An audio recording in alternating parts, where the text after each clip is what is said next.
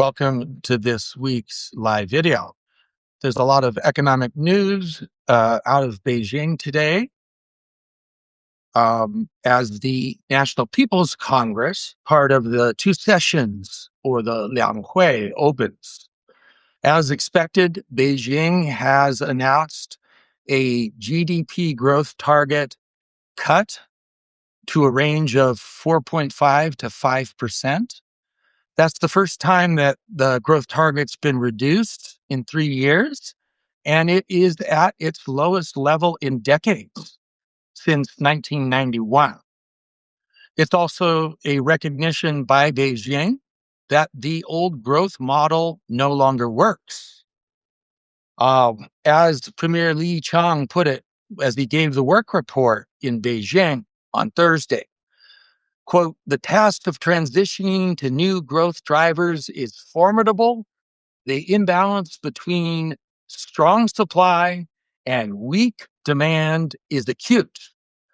A key goal of Beijing is moving away from its old growth model, which is its reliance on exports, which made up about a third of 5% growth last year, but which no longer is sustainable as protectionism grows around the world.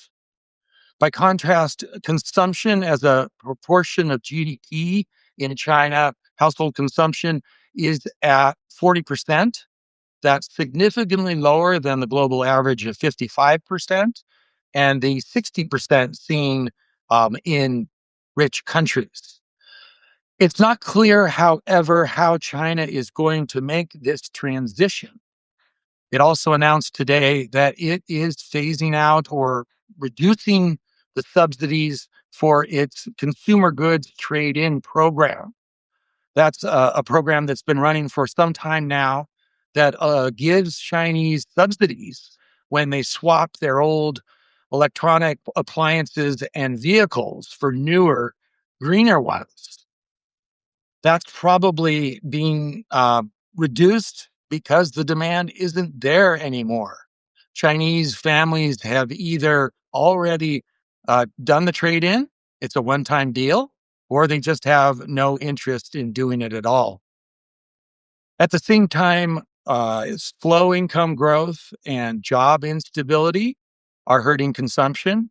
And probably the biggest drag of all is the continuing weakness in the property sector. When you have the vast majority of a family's wealth tied up in the apartment that they own, and that asset is depreciating in value, they hardly feel ready to start spending more.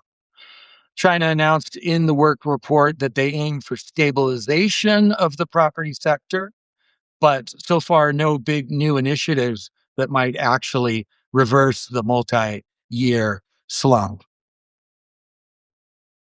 That's it for this week. Tune in next Thursday at the same time.